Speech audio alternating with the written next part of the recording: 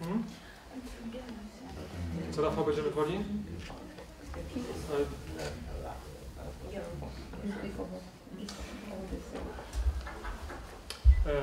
Good evening.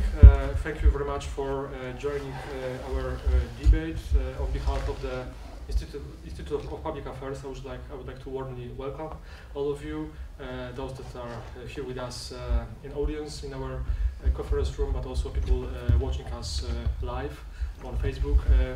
My name is Filip Pazderski. I'm a director of our Democracy and Civil Society program, and I'm really happy that we can host today this very distinguished speakers.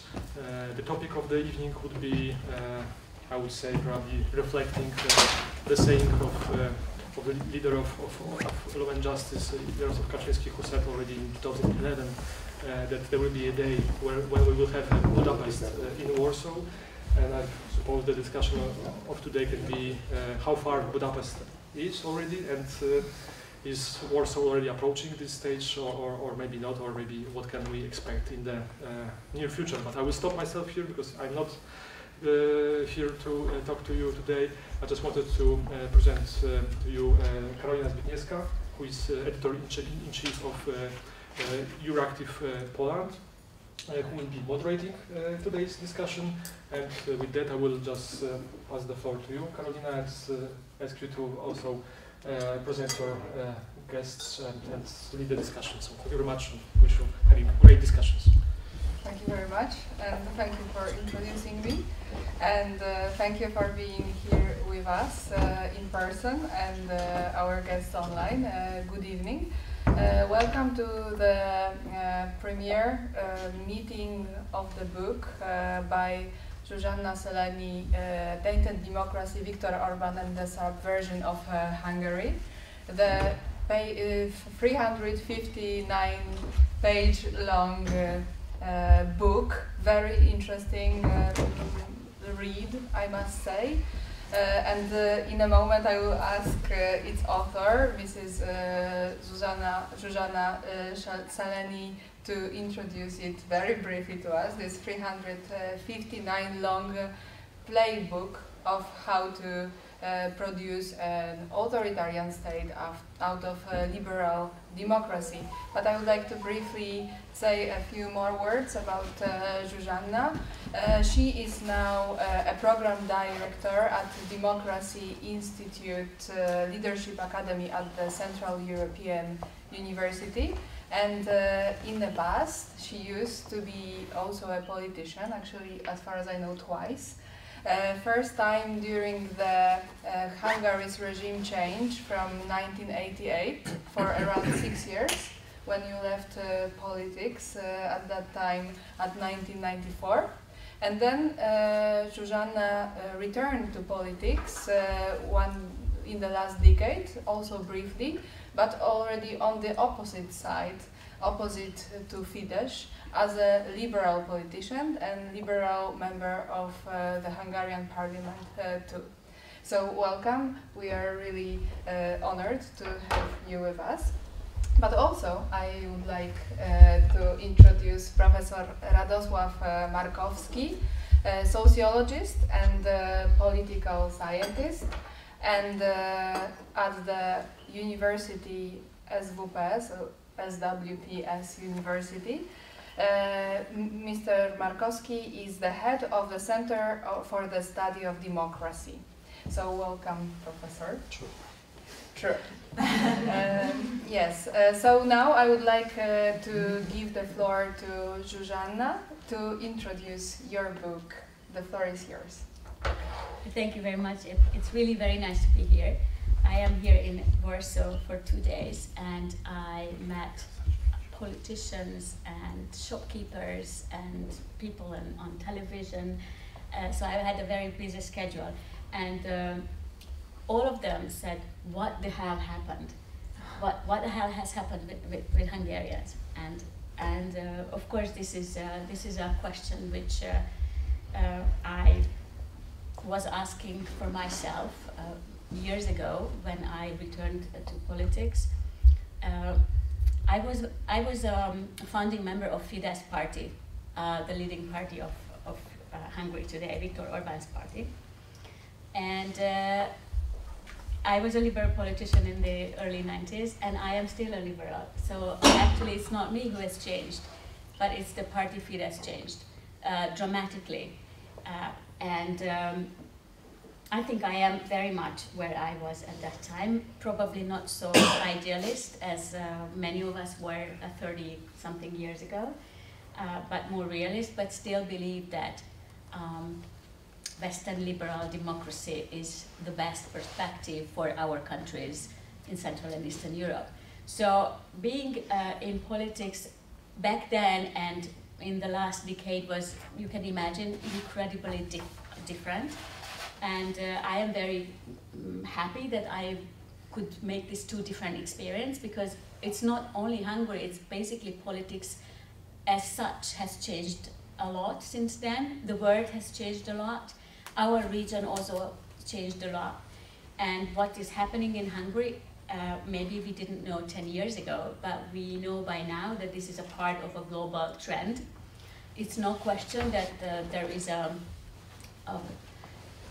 the Western liberal dominance and success is at least questioned. We don't know whether this is in crisis, but obviously there are some people who believe it is in crisis.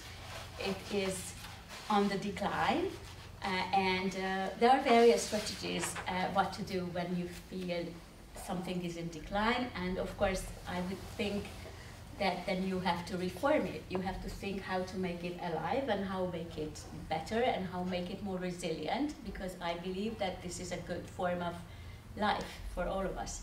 But some people, like Viktor Orbán, he doesn't think that this is the best possible way for living. He actually believes that if the West is on decline and the East is on the rise, then he wants to be on the winner's side. This is one of his major guiding lines whenever since he was in politics. He always wants to be on the winner's side. So his idea is that if the winning side is on the East, then he has to open to the East somehow in one way or another. So this is one thing. And this is very important because many things what we see in these days, specifically, for example, in this war that we have in our neighborhood, this understanding of Orbán is very realistic. It's a very realistic choice, and maybe we will come back to this question later because I think that's one of the most important questions. Well, the other thing what he's changed in the last 10 years was that he didn't think liberal democracy is so good. He thought that, well, if you look to other parts of the world, then non-liberal democratic states can also produce good life. Well, it's a very big question whether this is true, but at least because of the economic success of China, Russia in the 2000s, and the 2008 financial crisis, which was originated in the West, and Western capitalism was in crisis, and by now we know it is in crisis, is in a trouble. Then he thought, okay, maybe other form of state is also possible. So he made a big victory in Hungary in 2010. I'm sure you all know. This was it's not a very special thing, actually. It was 8 years of social and liberal government. People were very tired. We had a very serious crisis in 2008, economic crisis. I mean, Hungary, we were doing really bad. And there was already a lot of political turmoil in Hungary in those years. So basically, it was not Fidesz that won, it was actually the socialist liberal government lost the elections. And the Hungarian election system is different significantly from the Polish. It's actually very easy to make a big win. So it's a majoritarian system. A party that wins wins really big one. So he won with 52% a constitutional majority, which is 67% of the mandates in the parliament. it's hard to imagine in Europe how big power it is. It makes that one party can change everything. Constitution, all laws, all positions in any organizations, they can individually, one party elect all the constitutional court judges, the public prosecutor, all the state authorities leaders, the president. We have a directly elected president, which is who is elected by the parliamentary majority. Basically, within 2 years, the entire state was in the hand of this one party, which is not a very democratic party either. So it's a one-man show. So it basically, Viktor Orbán himself made an extraordinary power. Now he decided that he will use this opportunity to remain power as long as he wants. He already declared in 2009 that he's planning for 20 years. Now he's in the 13th, so he's not there yet, but 13 is quite a lot, especially if you have such a big power, and if you have a will to transform the society into something which is very difficult to define in any other way than it's an autocracy. So the book is about this. It tells stories. So I try to be, it's analytic in a way that it tells the whole comprehensive story how Orbán is trying to shaping the Hungarian society, Hungarian politics, the entire business environment, the international relations of the country, basically repositioning Hungary to a very different role, and how he's pulling the society behind, and how he is dealing with his opposition, his civic opposition, his political opposition, and how these entities, politics and civil society, is actually struggling. So I try to tell a lot of stories, so it's understandable. And I was visiting in the last couple of weeks many countries in Europe, and wherever I went, Eastern Europe, but even in Britain, people did recognize a lot of things, what is happening in their own countries. So it's a lot of little tricks, how even in a consolidated democracy, an autocratization can happen. So democracy could be undermined, but it's very difficult to see what does this mean. But it means weakening of state institutions, it's weakening of checks and balances. Judiciary is an issue almost everywhere. It's a media dominance. Media is regarded as the channel to ideology and message control.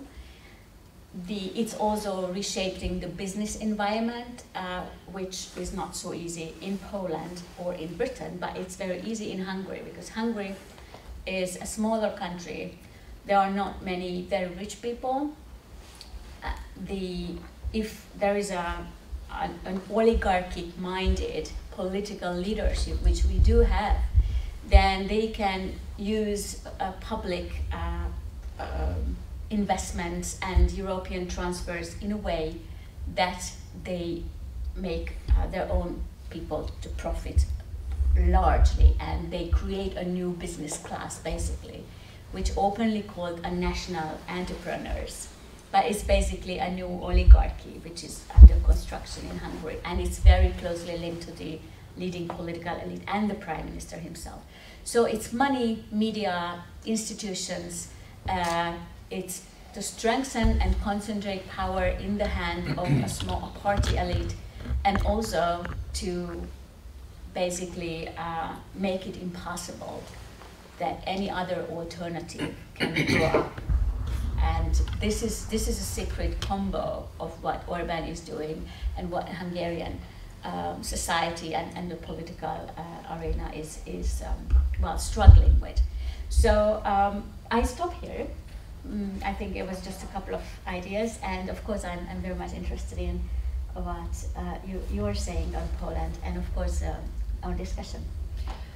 First, before I will give the floor to you, I would like to ask a very simple follow-up question, because Orbán has been in power now for 12 years, almost 14. Plus 4 before. Yes, and I would like to ask, why did you decide to write this book now? Well, I couldn't write it before because the book is about the last 12 years, but it's put into a historic context. So, because I studied together with Orbán in 1988, I have a lot of memories, not only him, but how Fidesz and this party started. And Fidesz party was a fascinating story.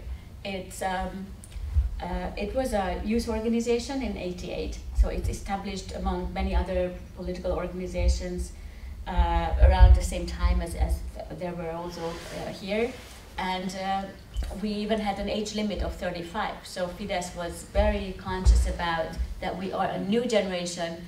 We have no memories, or no memories, either good or bad. We were not harmed by the previous regime, so we are not so. We don't have like grievances. We don't pity ourselves for the past. So there was this understanding, self-understanding that we are the new generation that is really, the time is for us here, and Fidesz is the most successful party in the entire Eastern European region. So there is no other party which is in politics since 1990 until today. It's the 5th parliament circle then they are in government. Well, in the last several years, they are, well, all the one was actually led by Viktor Orbán, so it's the same elite. It's spectacularly successful, and this is exactly, a very telling story how such a successful generation and lucky generation that I represent, who become adults at 1990s. So we actually grew into liberty and freedom, and as you say, independence. I learned that you use independence. It's interesting when we don't use this word for 1990 anyway. And then this is a generation that completely destroys this. All the historic victory which Hungary went through, and also this last 12 years, this was a time when there were an extraordinary growth and development in our region. It was a higher level of growth than in Western Europe. It was the emerging region, and it's at the same time when we are destroying our democracy, and of course, in my belief, it's destroying Hungary. So I had to say this story. I wanted to say what I learned and answer the question, why has it happened? And I also wanted to tell this to other people.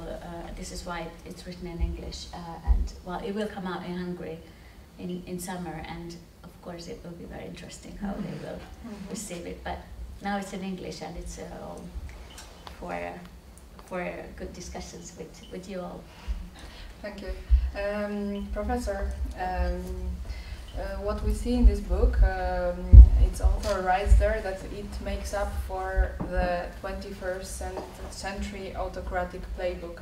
So I wanted to ask you, following what you said in your introduction, how do you see that in Poland we are following this same playbook? How far this Budapest is in Poland? Well, that's complicated. First of all, let me congratulate Zsuzsanna on the book, and I've also seen your struggles with in Hard Talk and elsewhere to persuade Brits and others what is the essence of what is going on in the region. Now, if I were to start with something, we have at least 2 projects currently. One is actually with the Democracy Institute, and Joel Tainted is heading the Horizon Europe project, where I serve as his servant there struggling with theoretical issues on populism. The title of the project is Neo-Authoritarianism and the Liberal Democratic Responses in Europe.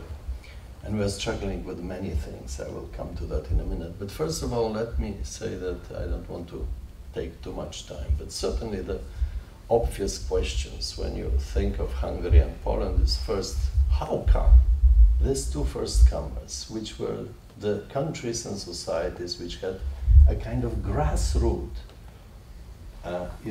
activity, mobilization against Soviets, against this former system.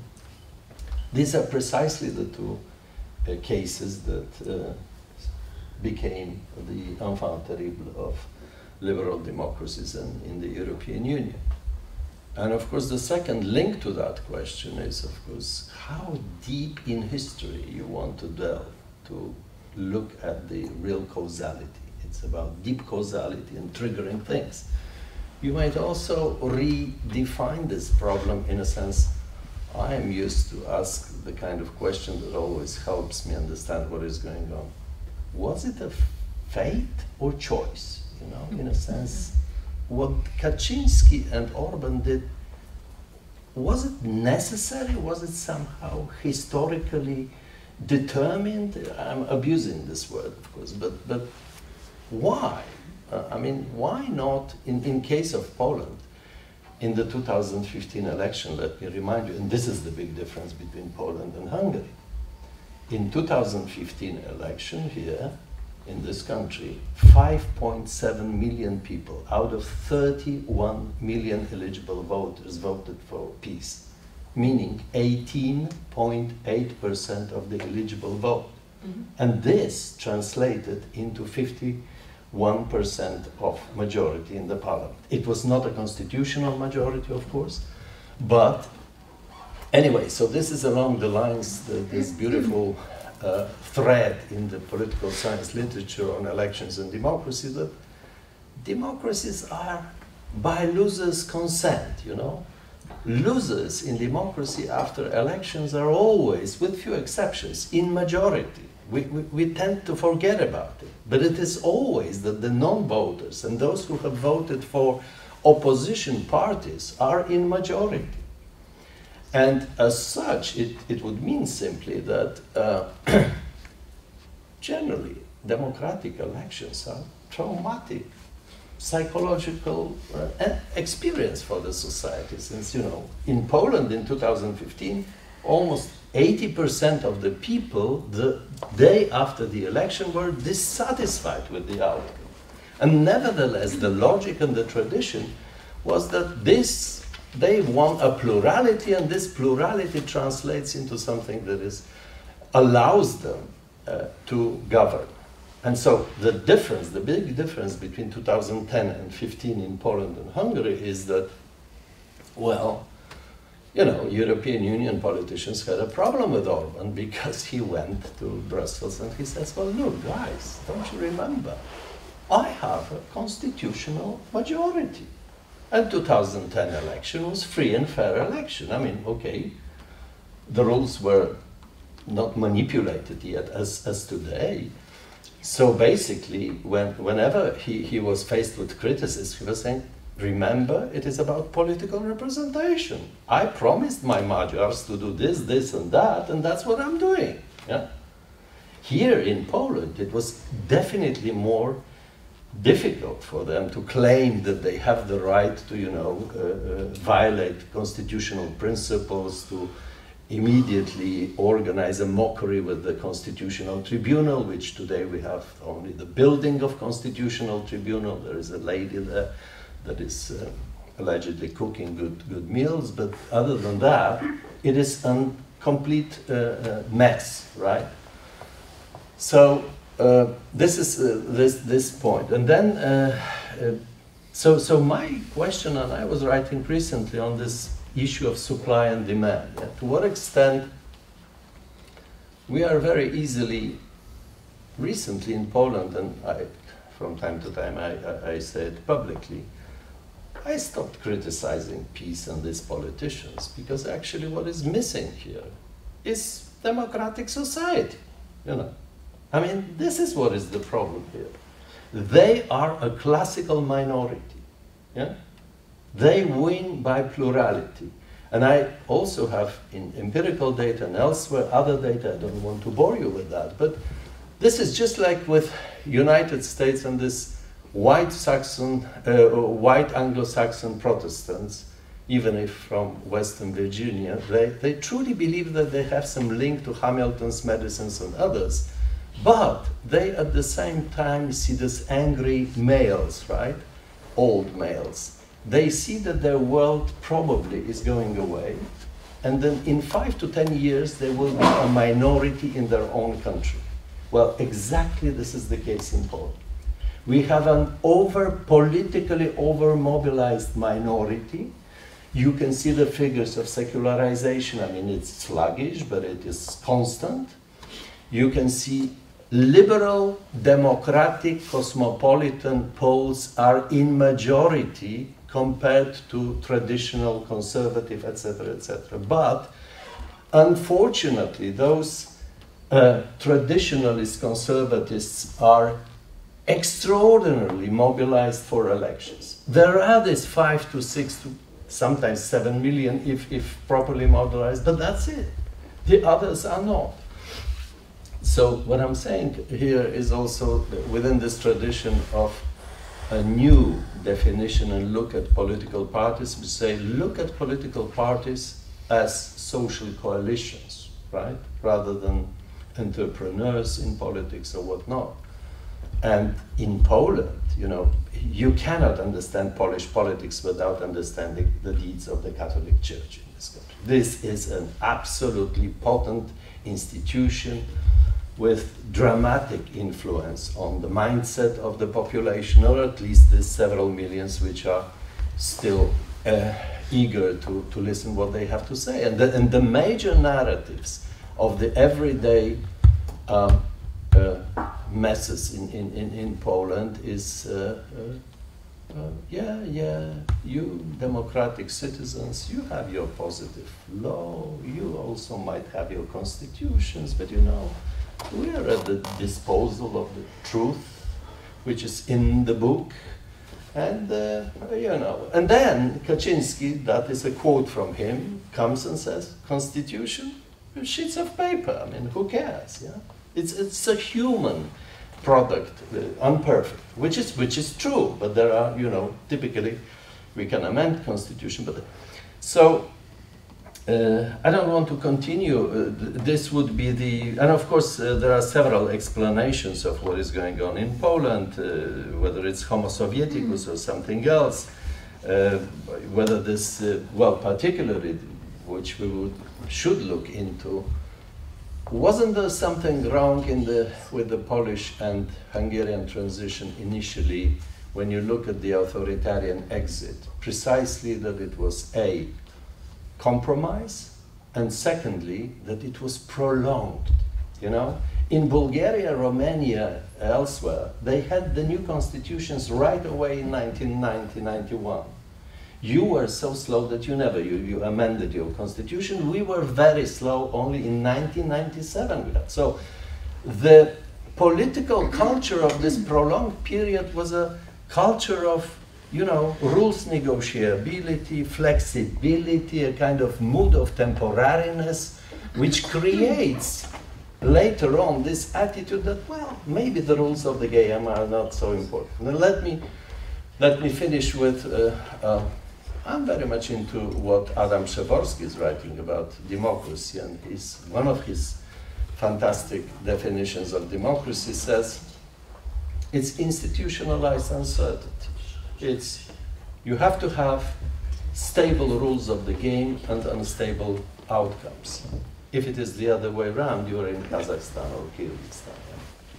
So what is happening here, also in Poland, is that rules of the game are being manipulated in order to allow for this uneven playing field even to become more uneven and to win a game. And of course, there are more important things in this project, which I just mentioned. We are looking maybe. Yeah, just one final word, that liberal democracies have problems on their own. And we should be really seriously looking into what went wrong with liberal democracies, not only blaming those populist autocrats and others, that they are nasty guys who all of a sudden invented this opposition. Yeah, we have to have ashes on our head as well, and if I have time, I can say a few words about that. Thank you. Thank you very much. In your answer, you asked most of the questions that I was planning to ask you during this talk. But the last one was especially important. What went wrong? But before asking that, I would like to ask you the question that Professor Andrew Moravchik asked in the review of your book. Oh, is it? Yes. Is it I haven't seen it yet. But he's wrong on two things. But maybe I will ask the question. I haven't seen it. I haven't seen it. You asked already too many questions. Okay, the So question of Andrew Moravchik, who says that it's a great book. But he says that one thing he would like to see there, so I would like you to tell us here before he knows that. Okay. How and why this extreme right mix of electoral manipulation, media control and economic inducements has been so uniquely effective in Hungary? Well, it's very So it's one of the questions that actually Professor was also asking. Why it's here? Why it's here, happening here? Yeah, well, I think that is very true, and in Hungary, many of us came to the conclusion that a lot of problem we are facing today is actually come from the fact that we came too early with the changes, right? It was in Hungary specifically this negotiated agreement with the Socialist People's Party, or whatever they were called, in 1989 summer, so before the Berlin Wall came down. The opposition back then really gave up a lot of, we had to make a lot of compromise. For example, the election law, which is really bad, and we know it for a long time that it's too majoritarian. It's too easy to make big win. So, but there are many other problems with this agreement, because it was full of political compromise.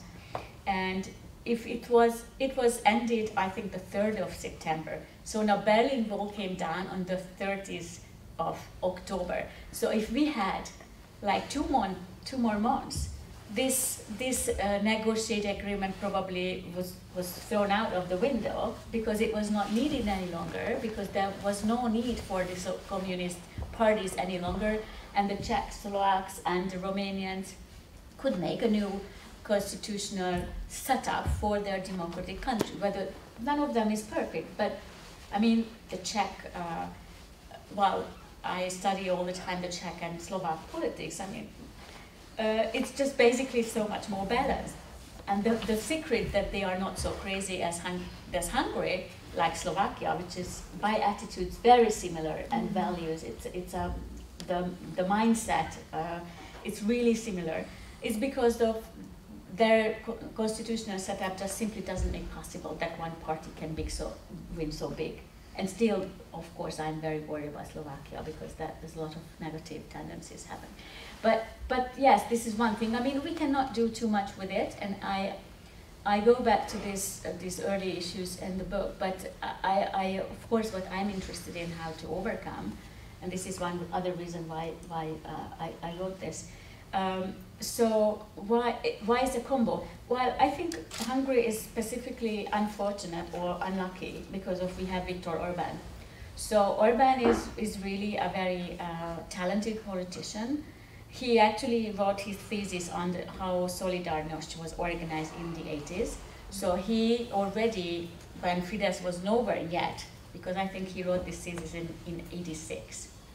So it's still valid. It's available on his website.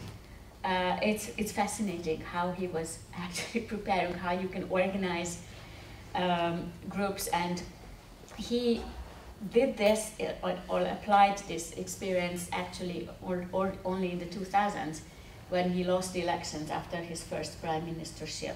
and he started to organize local organizations, little clubs, and everything. He called them like civic circles, and this was very much the model he learned from the Polish opposition from the 80s. And he created the best organized minority in Hungary. This is what we usually say, because you are right. But also Orbán has just minority of the voters, maybe more than 18%. He has something like 30% of the voters. But with 30% of the adult population of Hungary, he has a supermajority in parliament. So he's the best organized minority, and this is a political skill. He's also incredibly adaptive. So he has this this war mindset that you are in constant struggle, and you have to figure out every minute how you get the best out of it. And so it's really, he's really a rule changer, and he was always like this. So, but you know, that such a radical personality looks pretty good when there is a communist party, and then you know, you want to break it. But it's catastrophe when you are in peacetime and you want consolidated good governance. So the question of Moravcsik. Well, when Orbán came to power at 2000, he was preparing for this at 2009. He has these symbolic events when he gives big speeches. You probably know, in summer he gives a big speech in Baila Tusnad, which is in Romania. It's a minority where there's this big camp. Then he also gives a big speech at the every beginning of the year. These are things happening for like 20 years. And he gave a speech to his and also smaller circle, and he's told them that, okay, we are gonna win this election because it was completely obvious. We have to have 3 things in order to keep the power as long as we want: money, ideology, and votes. So these were very strategic.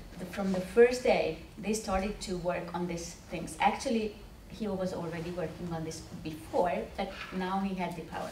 So money means that they take the money out from the state, because in our region there is not too much floating money around. There are not, the richest people of the world are not in Central and Eastern Europe. You have a few ones, and the Czech have like 3, you have, I don't know, some more, but we don't have too many. So it's the state resources that you want to, you know, extract for your own enrichment.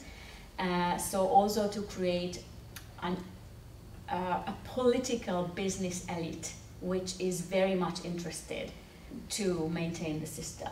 We would say, we, like many analysts in Hungary, that it's approximately 10,000 people who really makes a good money out of this government. They are politicians of Fidesz, they're family members, business circles in local levels, obviously in strategic industries. I mean, they went to all strategic industries. This is quite a lot of money you need to maintain and enrich 10,000 people. You probably here would even need 500,000, or maybe just many more people. So it's expensive. So they need a lot of money, and they take this lot of money. The other thing is ideology. Now, Fidesz party was always very ideologic. Even in my time, when it was liberal, it was so conscious. I cite in the book several things how conscious we were as liberals, you know. And then, but Orbán could change it like from one day to another. It's fascinating. When I left Fidesz, it was 1994, almost 1/4 of the party left. So it was a huge crisis in Fidesz party. They almost got out from parliament, but they didn't. And after the 1994 election, losing all the liberals basically and the moderates, Orbán became even more strong in the party itself. So and then always again and again he got even more important. So but they reshaped the party as a conservative party. And I also have a whole chapter about ideology because it was so important, and I think it is important. Also, Enyedi is a friend of mine, and he's writing a lot about that. Orbán is super opportunistic, but he creates the narrative, the ideological narrative. And by now, this narrative is always changing a bit. It was anti-communism, it was nationalism originally, after being liberal. Now it's something which he calls illiberalism, which is basically a strong state with a strong leader.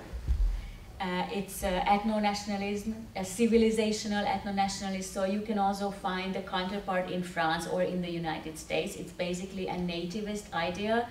It's in Eastern Europe, it's ethno-nationalism. You know, it's a homogeneous society, but you can find this the Anglo-Saxon, you know, white male dominant in the U.S., and you can find a similar type of groups in every society. And it's also a kind of paternalistic populism, basically saying that, you know, I take care of you, you don't have to deal with anything, especially not with politics. So it's a kind of depoliticization of the society, and this is why, as you said, that, you know, a partisan minority basically decides who is governing a country. It's in every society, it's a minority, and this is the most partisans, because the ones who can mobilize the people to vote. I wanted to ask you if there are any activists, even maybe youngest ones, any politicians, any colleagues to Fidesz that are idealistic still? Or everyone is cynical? Like no, money, they do believe power. it. They do believe it. When they state that the West is over, all of them go shopping to Vienna and go to Italy for holiday, but they still believe that it's over. It's ridiculous. So otherwise it would be a cognitive dissonance. So, you know, Orbán he's a Christian, and I think he deeply believes he's a Christian. I mean, he started to go to church in 1995. Before, he never went to church. He was a strong atheist when we were together. And I know this because I come from a big Lutheran family, which is very rare in Hungary. Hungary is also Catholic dominant, not as much as Poland. We have Protestant churches, but those are in minority. So I come from a family. I have 27 cousins. I really have a lot of people, and I went to church when I was a child, which was very rare in Hungary. I actually believe we were the only one in the small town where I grew up, which was not the case, of course. And there were some people in Fidesz, but Orbán was definitely not.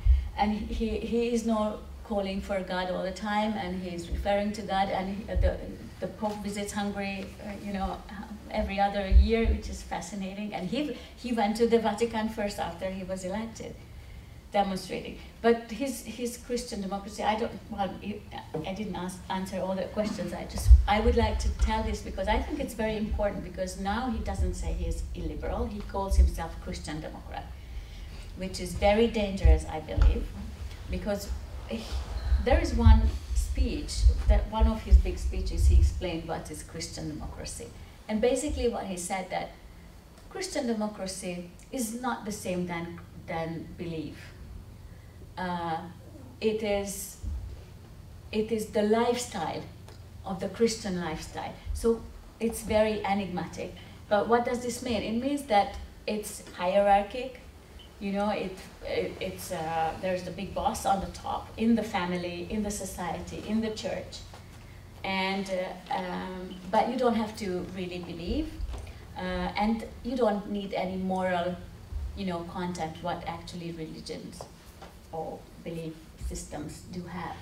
So it's very dangerous, I believe, because it is, you don't have to help people, you don't have to help the migrant, you don't have to support the people who are in need. So this all the moral element of being religious and believer is lacking.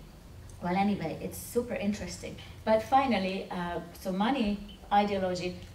For ideology, they need media, because this is the channel to communicate to people. Originally, it was the traditional media, the public media, also capturing some of the commercial media, and today it's social media. So they are investing. So you don't even see that necessarily. It's, you know, it's so targeted. They collect data and then they send it to you and you in the language as they believe it's the most attractive to you. It's fascinating, and of course it's also very expensive and very dangerous. And votes. So votes means, again, you don't need to convince everyone. In Hungary, there are 10 million Hungarians. Now we are a little bit less because we are decreasing population. But let's say 10 million, and 2 million is kids, so they don't vote. So there are 8 million Hungarians who are voting age. We have typically 70 or 65% people turn out. It's a bit higher than here. So 6 million, 5.5, 6 million people vote. And according to the current electoral system, if you secure 2.5 million, you have the supermajority, not a simple majority, a supermajority. So Orbán is playing only for 2.5 million people. He doesn't need more. So I am not among this 2.5. I am registered somewhere that I am not, because I never return the various campaign letters what he's sending out to the population, so they know that I am not. So they never campaign for me. They only campaign for those 2.5 million, which they have to secure to win and win and win. So money, ideology, and votes. That's what they need for being there for. I avoid forever, because of course I don't believe this is possible and this would happen, but for long. Okay, thank you. Next, I would like to ask about how to stop the forever. I would like to ask you if you believe that there are certain societies are more prone to ultra-conservative ethno-nationalism and right-wing populism in general, and if yes, then why? Never gave it a thought, actually. No, I generally am against the, saying Poles, Hungarians, Germans, France. Poles are different, Hungarians are different. So the kind of narrative that says that there is some dominant features of a nation is rather empirically unproven.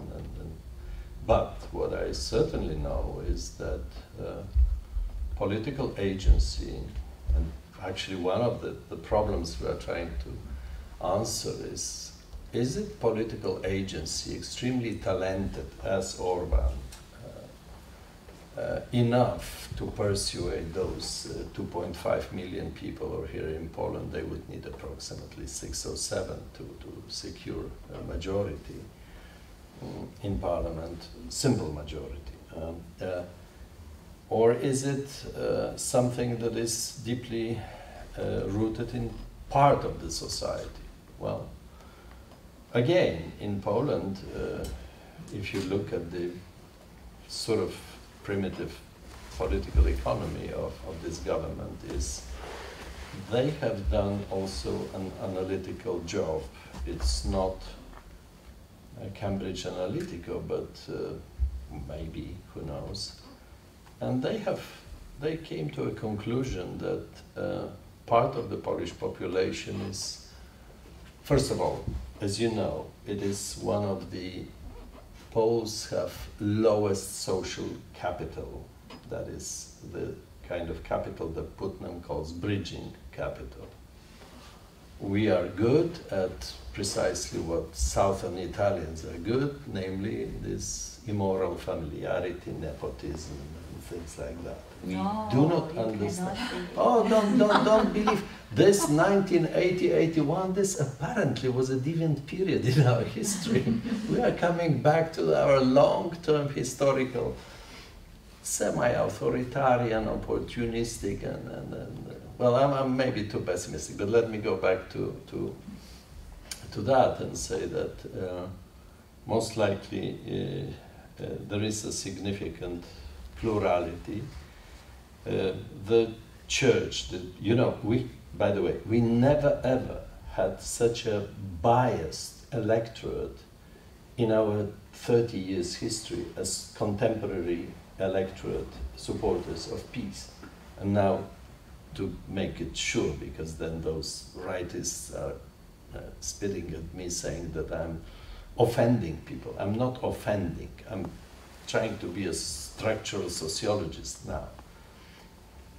2/3 of those who are above 65, 2/3 of those who are with primary education, 2/3 of, accidentally 2/3 in all instances, approximately between 63 and 68% of rural areas, people very low education are currently voting for peace. That's fine, they're citizens, they have their... But in political science, in political economy, we call them transfer classes. This is not someone that is going to modernize this country, right?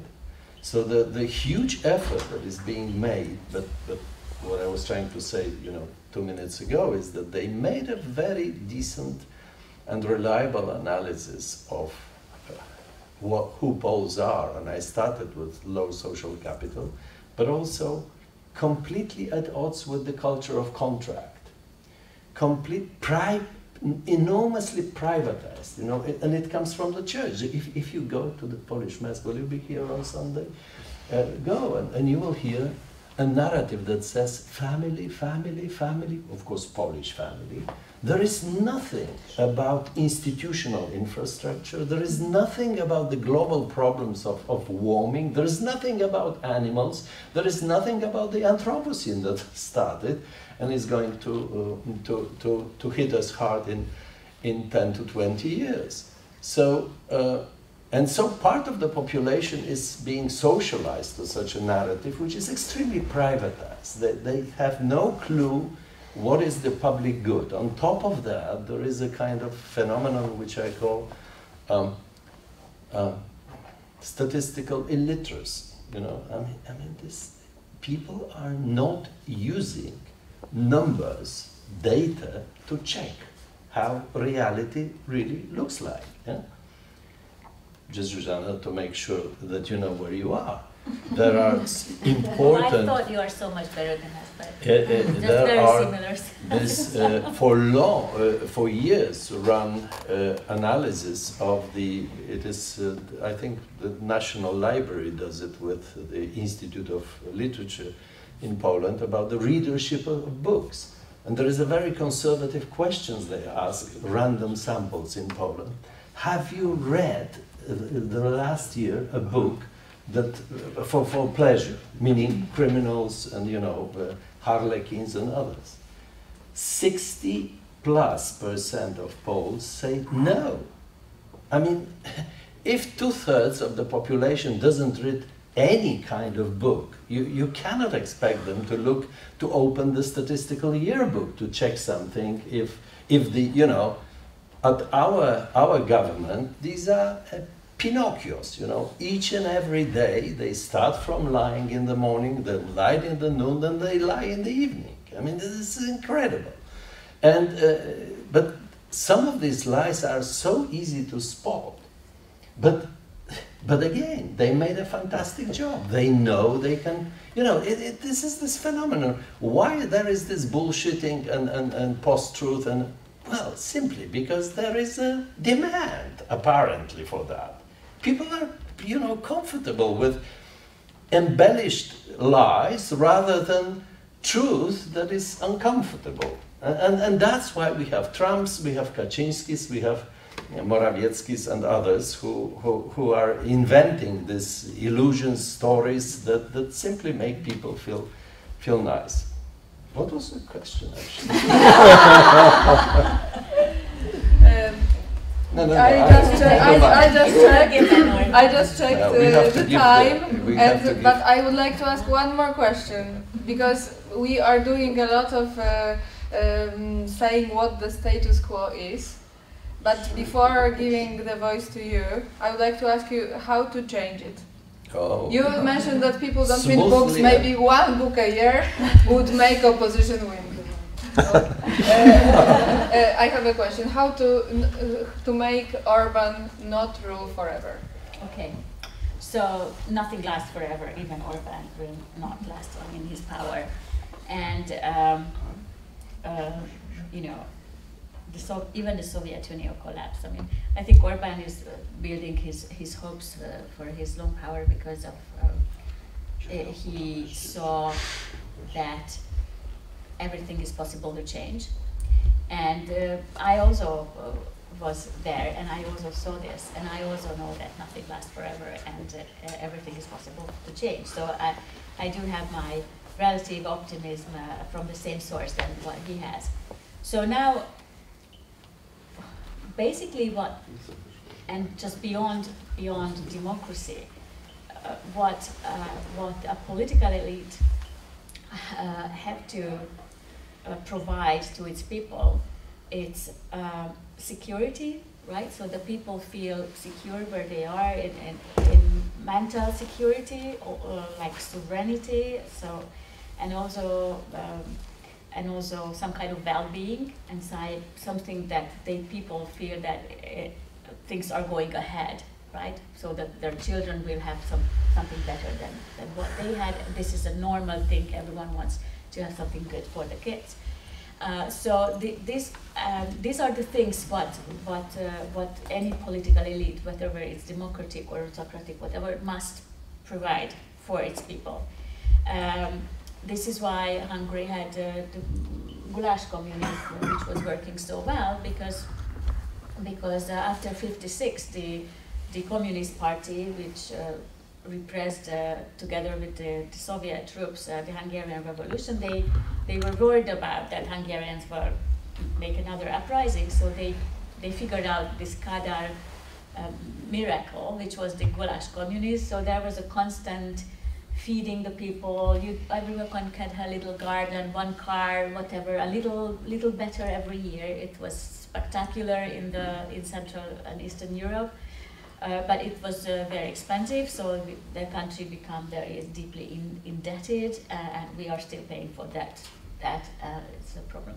But basically, no power can maintain unless it demonstrates some kind of progress and potential for progress. Now,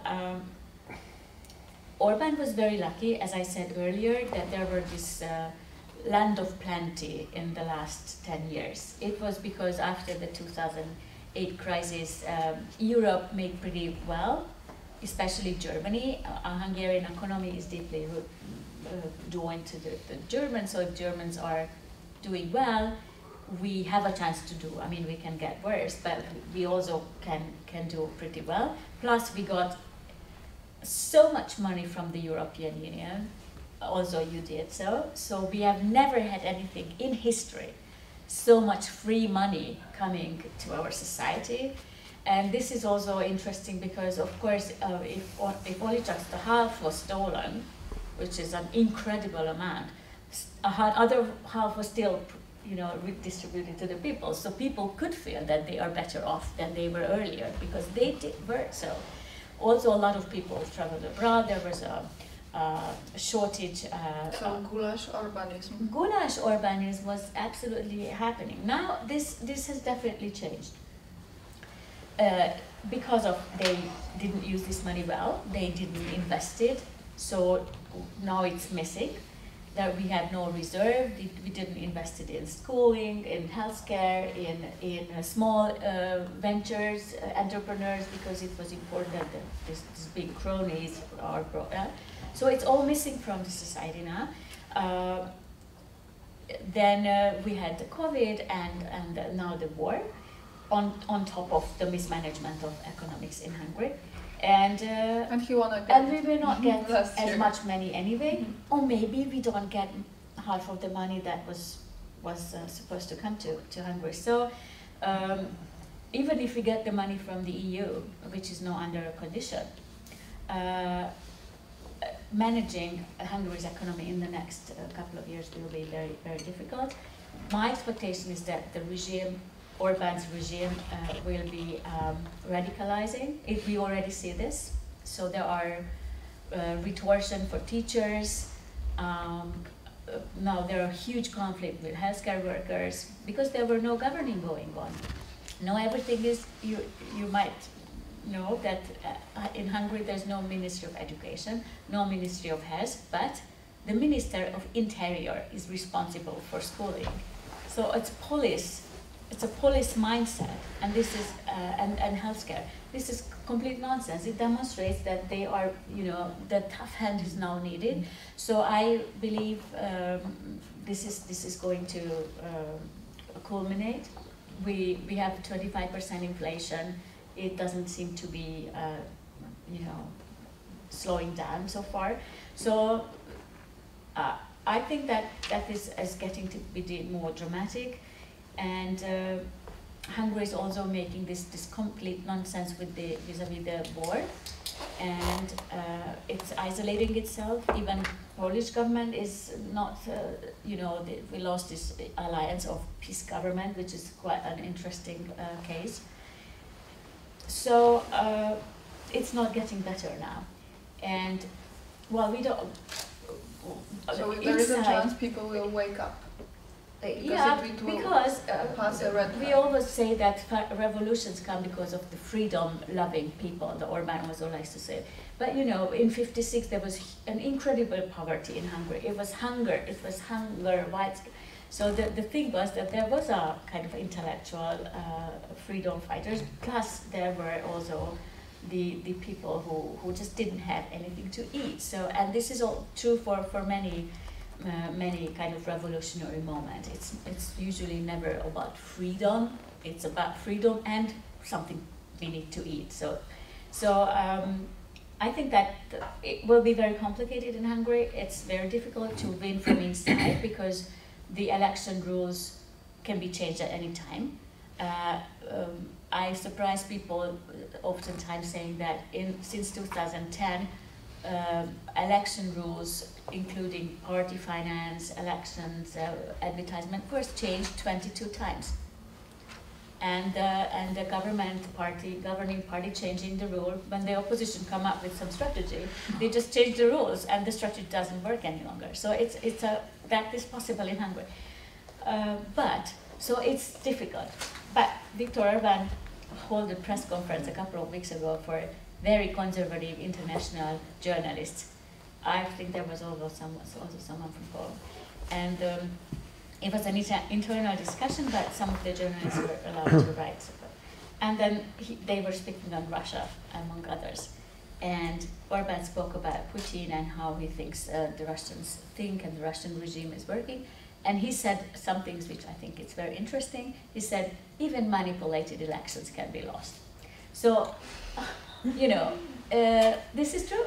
So until there are anything, like which we call elections, it's a threat for a regime. And so we don't know how this would happen, but pressure from inside, pressure from outside, it will come up sooner or later. Thank you. And what do you think? Judged by the color of my hair, I don't have time. I don't have time to wait that long. It has to happen now, here, and obviously in Poland probably it's a bit easier because you have to remember that after 2019 election, the upper house is in the hands of the opposition. The 120 biggest cities, let me put it correctly, is not in the hands of peace. That is, sometimes these are the opposition party presidents, mayors, sometimes it's a coalition of something. And as I've said, the majority is on the other side. The problem is mobilization, is the name of the game. Yeah? Now, but there are other things. European Union is, of course, to be blamed a lot for what not happened to Orbán, what not happened to Kaczynski, because we are. We did have a study on something, and I'm actually going to publish it soon, on new Euroscepticism in Poland. There is a growing, although this is not a very widespread phenomenon, there are increased numbers of Poles who were previously an Euro enthusiast, absolute enthusiast of European Union, which are becoming Eurosceptic precisely because European Union does not hit Kaczynski for what he does, because it doesn't stand for the mega values they are Copenhagen criteria. So the second point is that I'm running the Polish National Election Study, and we know very well that had it not been the war in Ukraine, by now there is this journalistic narrative here, well, nothing changes in this public opinion. Well, it did change a lot, because had it not been this war, the mechanism that we know, which is called rally around the flag, has taken place. And the reason why still peace has this 30+% support is because of the Ukrainian war. Had it not been in place, they would have been down to 27 or 28 by now. Yeah? So there are optimistic things, but at the same time, you know, it's the leaders of the opposition in Poland are.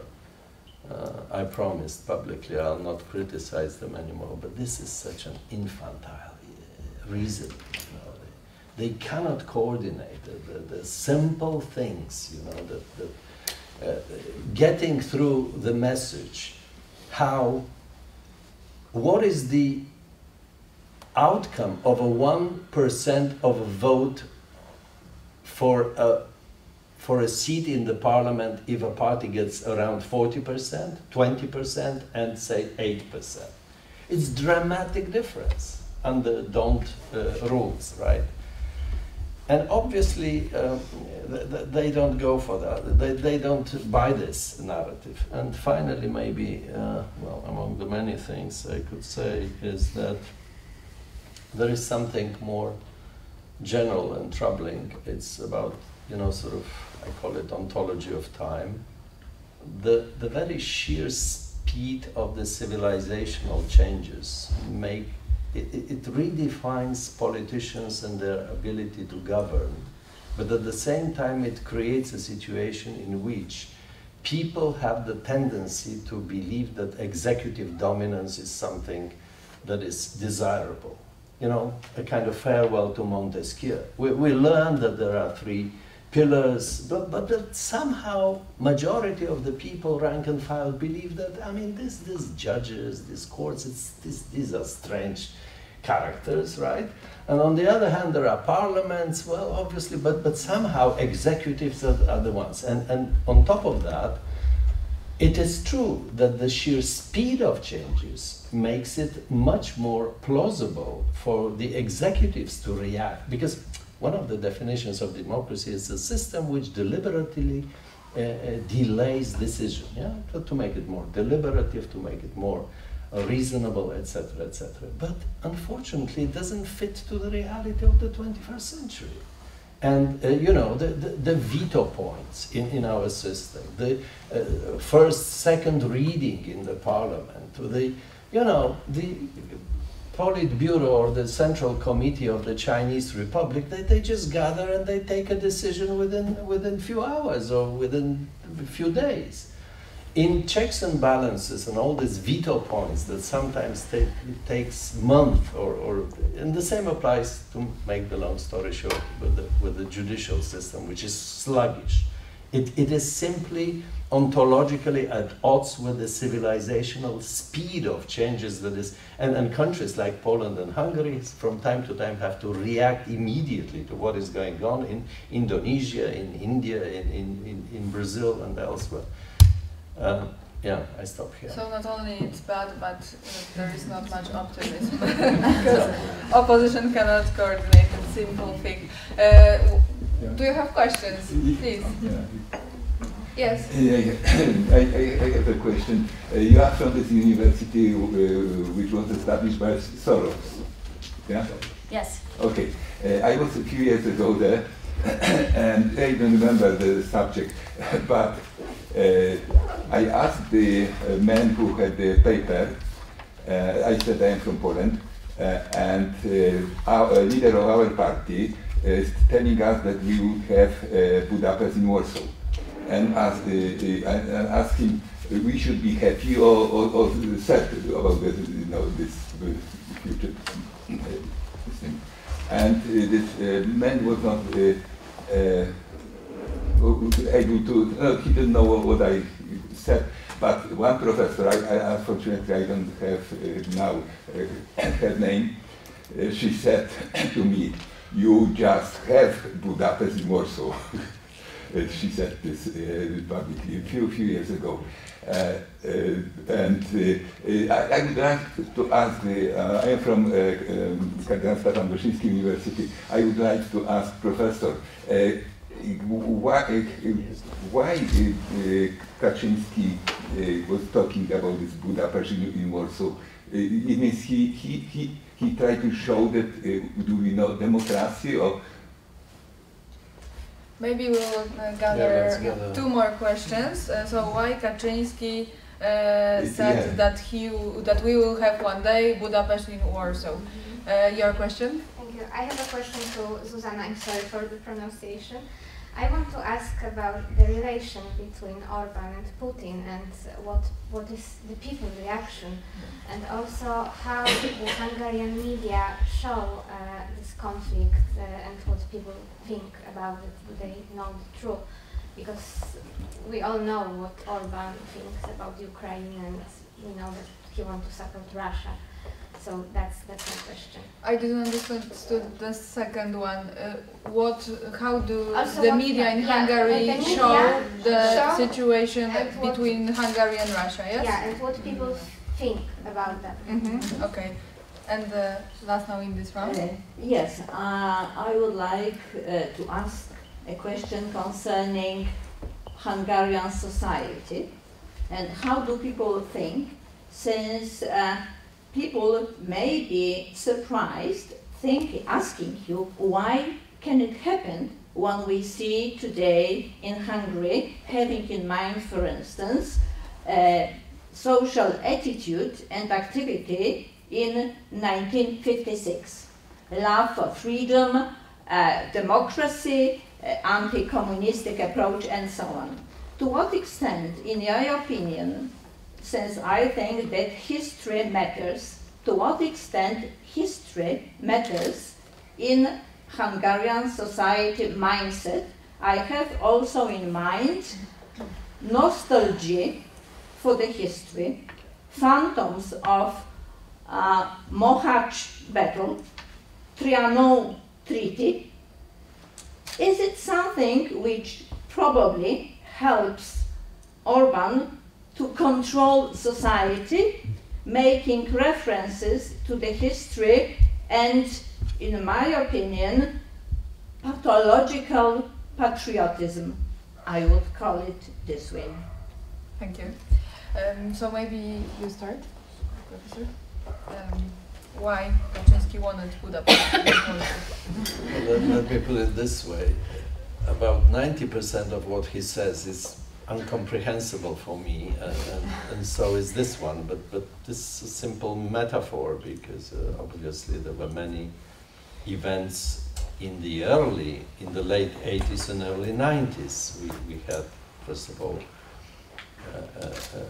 the revolt here with Solidarity and Roundtable, and then the first non-communist government, and then it happened in Hungary, then it was 1993-94 when actually with Gabor Toka we have a piece on how post-communists came to power in Poland in 93 and 94. So yeah, there was a kind of linkage between the developments in Poland and Hungary, much more than between Poland and Czech Republic or Slovakia or Lithuania or whatever.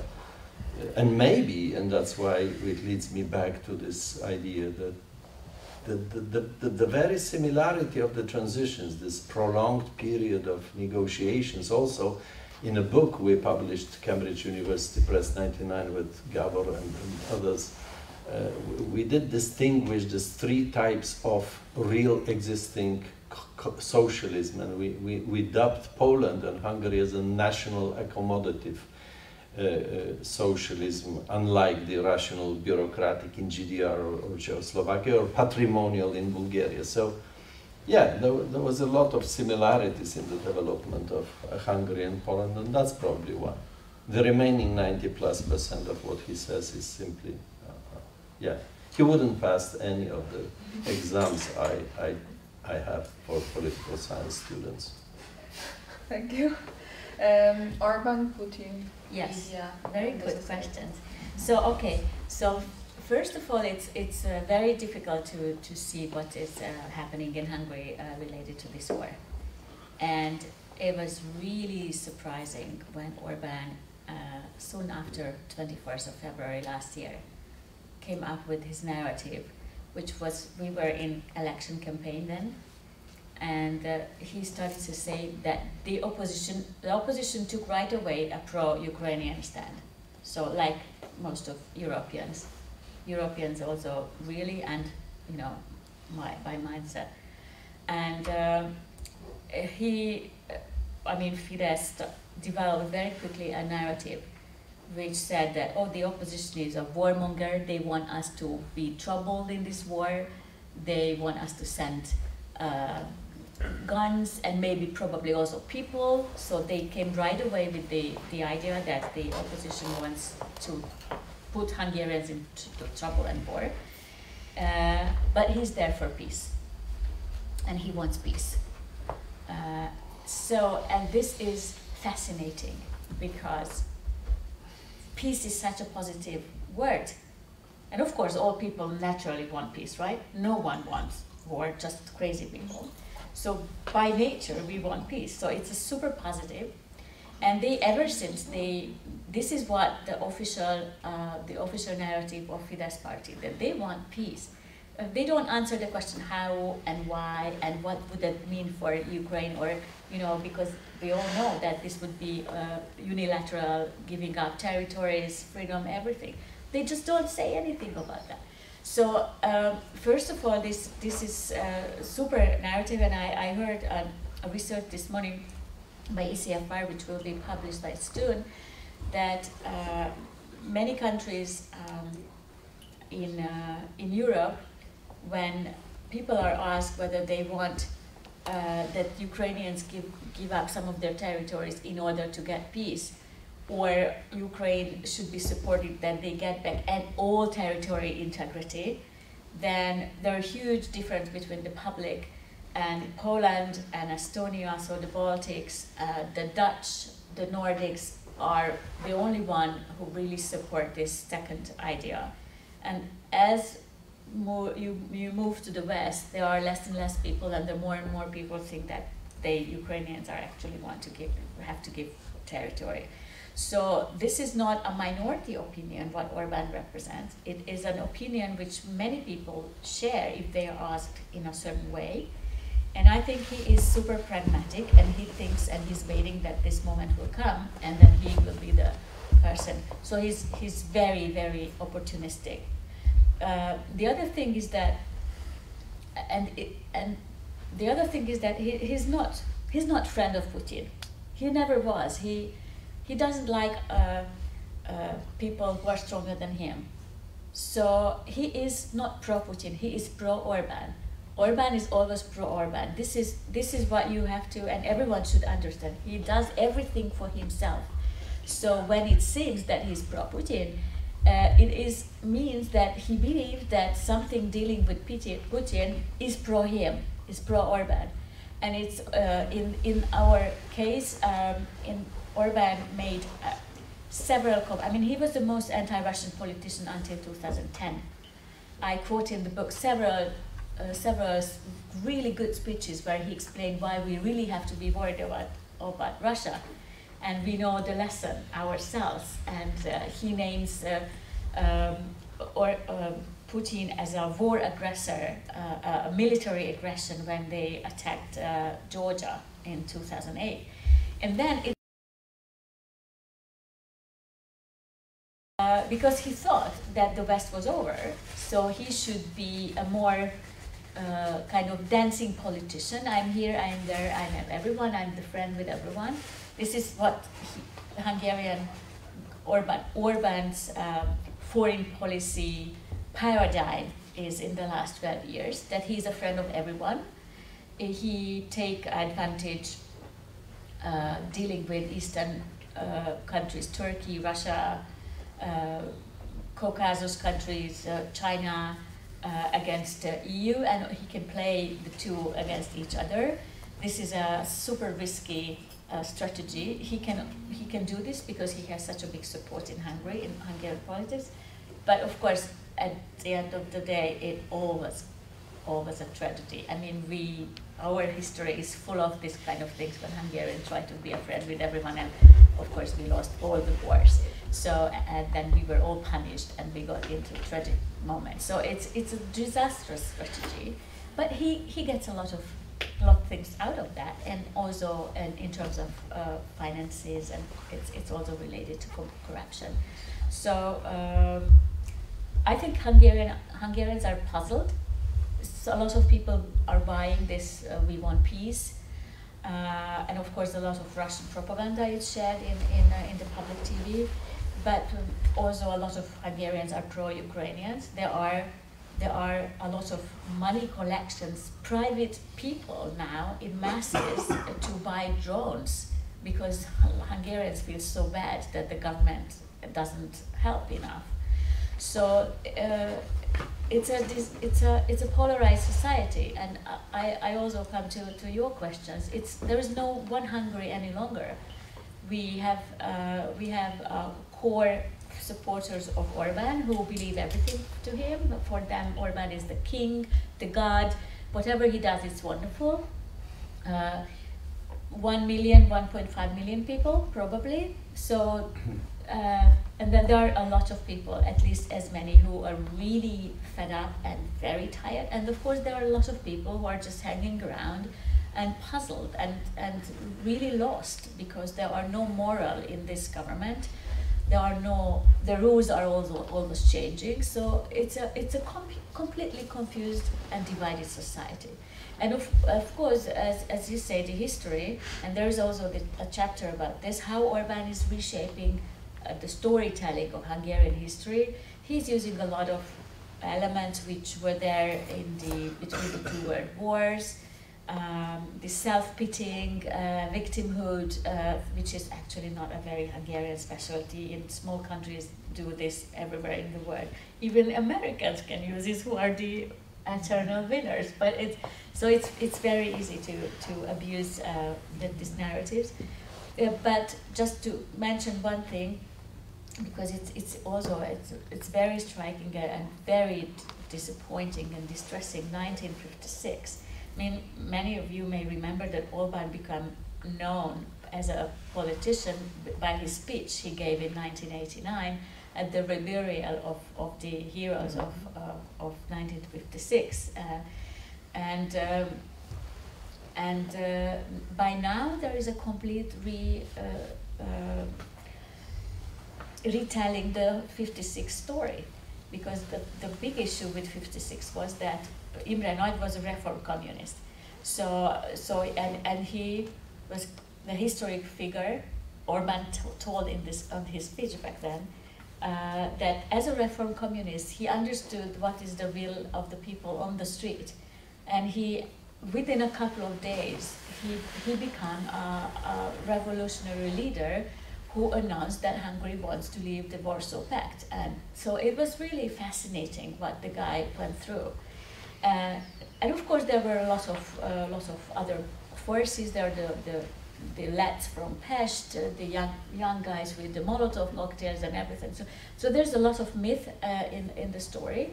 And by now, by Orbán, the 1956 story, there's no Imre Nagy, is a non-existing. It's only the young people who made the revolution, and he never speaks about the Russians. He is telling about that there was the big enemy, but he never says that it's the Russians. So he is actually hiding that who was this big enemy, and I mean, I speak about him, but it's the whole, there's a whole infrastructure, terror house museum, research institute, historians who are telling and using these stories.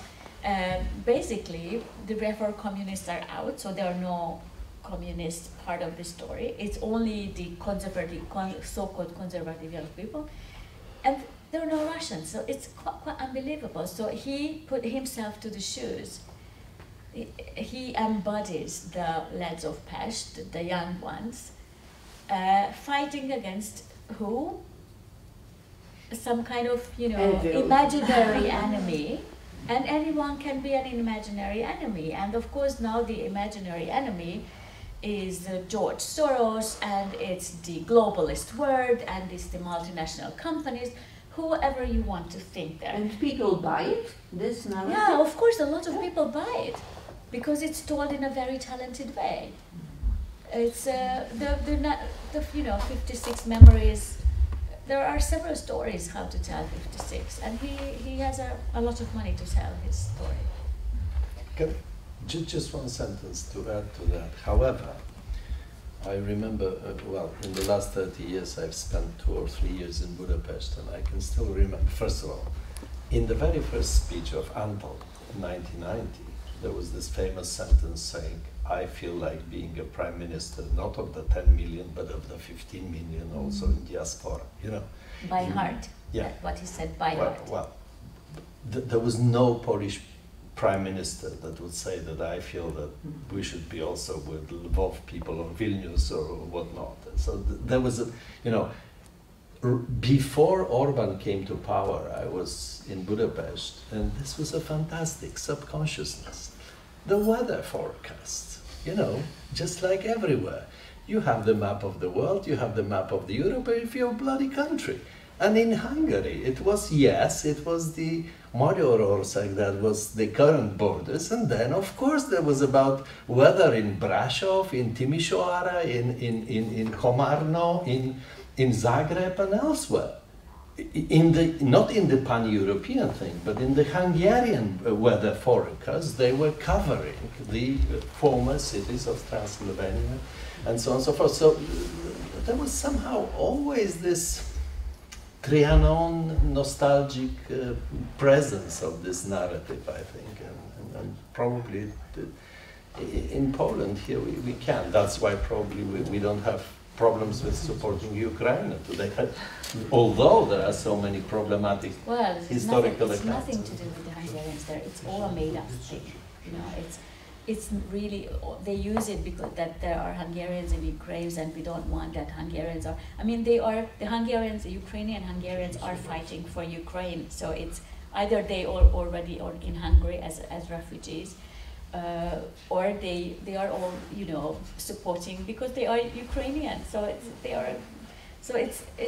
it's a storytelling. The meteorology thing is because a lot of people, Hungarians, are listening Hungarian TV, and they can only, because they don't have their own TV in Hungarian in Romania or elsewhere. So I think I wouldn't give that so much weight for, but of course today, unlike in the 2000s, it's really played very severely, this thing. But the Ukraine thing is just really not about that. It's all about Orbán for Orbán. We are past the time, but still I saw many people wanting to ask a question. Please, just one sentence questions all at once, and then I will give you 3 minutes and you 3 minutes for closing. Okay. Go on. Thank you. I'm Karolina Derynska from Warsaw, and I'm proud alumna of the Democracy Institute Leadership Academy in Budapest. So I have one question. Why is it so easy to undermine democracy? To undermine? Undermine democracy. What is wrong with the democracy? Okay, thank you. Another question? Hello. I wonder why does the liberal side, which so often considers itself smarter, it would seem for understandable reasons, more people at the universities, majority in the media, in the cultural elites and so on, more more knowledge, more influence, more money, more international connections, at least until the current regimes took power. How they get so easily outsmarted by the populists? Thank you. Another question? Yes? Zsuzsanna mentioned that you ignored the past when you were talking about being a liberal when you first came through. To what extent do you now regret ignoring that past and allowing it to be taken over by other people? Secondly, a lot of discussion has been about how clever Orbán is, and this to a certain extent, for our colleagues' point, but slightly differently. As a liberal, we can argue, and it is strongly argued, that it is neoliberal policies that gave rise to populism in Eastern Europe. What do you think you, as a liberal, have actually learned from what I consider to be a democratic disaster for Eastern Europe? Thank you. Okay, 3 minutes. Very briefly, well, I don't think now, apart from Hungary, please, let's be again reminded about this democracy by losers' consent. I mean, nowhere in Western Europe currently populists or illiberals or whatever. Well, Italian case is always problematic, but as you know, Italians have a government and in 6 months there is another government, so I wouldn't take that seriously. Whether they have outsmarted, I don't think so. It's just that just as it happens in history, you know, pendulum goes to, if liberals vote to kneel now, had we had more time, we would have had to make some order into what kind of liberalism we are talking, economic or sociocultural.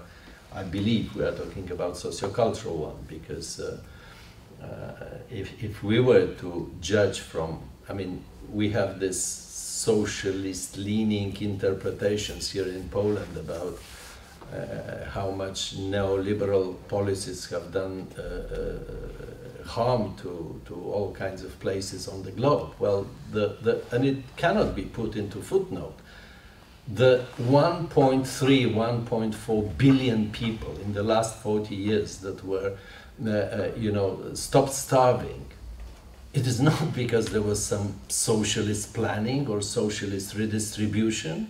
It was because tough capitalism and market economy occurred in China, Indonesia, and other places, with all kinds of nasty side effects, of course. So basically what we are faced with this neoliberal criticism of liberal democracies is that we were blind to the enormous side effects of liberal, and secondly, and this is strong also in the narrative, liberal democracies, this is like imperial overstretch. Liberal democracies are a product of Enlightenment, Protestant culture, etc., etc.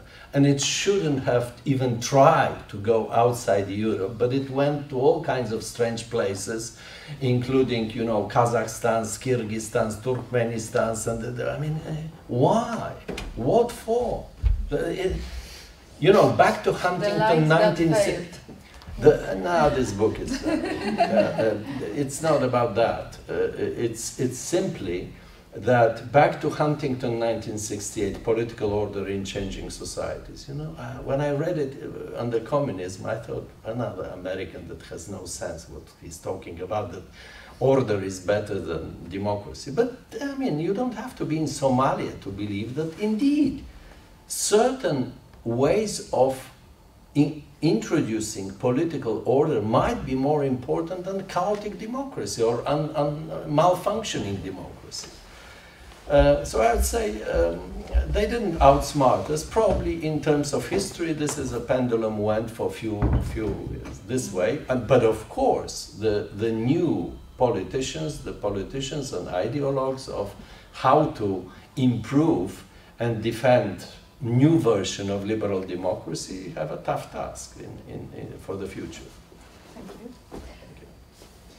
Okay, well, in some way, all your questions are going to the same direction. And of course, these are not, I mean, there are these are the big debates in, on democracy in our societies.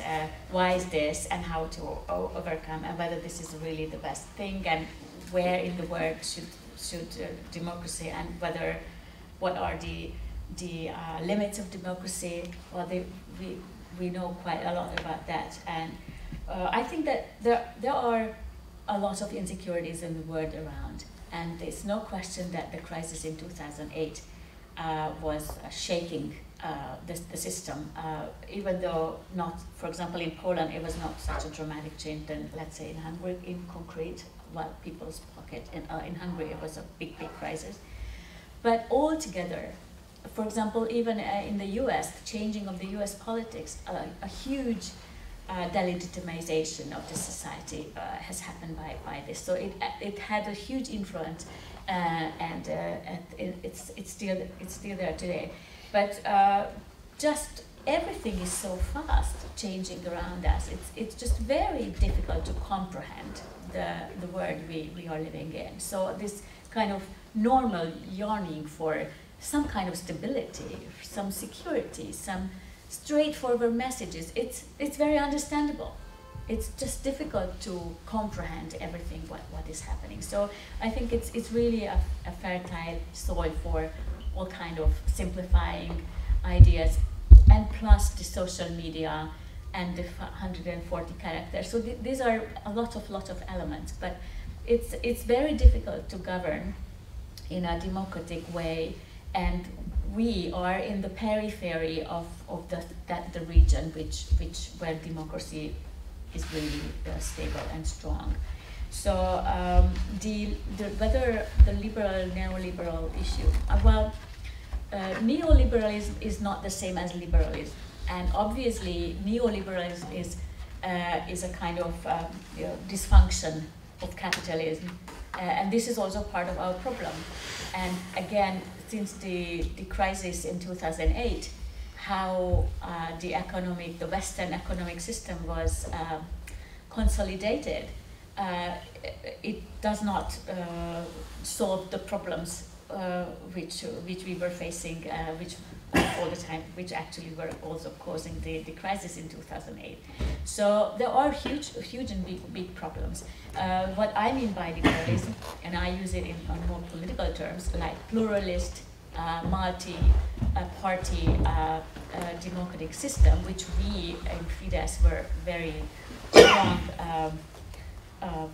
propagandists and advocates at the regime change. And what is Orbán is basically not questioning. He is doing a different regime, and his regime has a source in Carl Schmitt philosophy from the 1930s, and this is around strong state with strong leader, where society do not need to be consulted. They say that a strong leader has all the responsibility, because social actors are actually disturbing, because they are not elected, so they are not responsible. They have specific interests. So the best is if the governor is governed and decides on everything, and he has the responsibilities. And the various actors of the state, institutions, the judiciary, the national entrepreneurs, are there to serve the stability, or the strong state which provides the stability. It's a very, very different state model. Orbán calls this democracy, but it's obviously not democratic. Okay, thank you. Quite a sad conclusion. Not very optimistic discussion, but I would say really fascinating with such great guests. The author of this great book, Zsuzsanna Szelényi, and Professor Radosław Markowski. Thank you very much.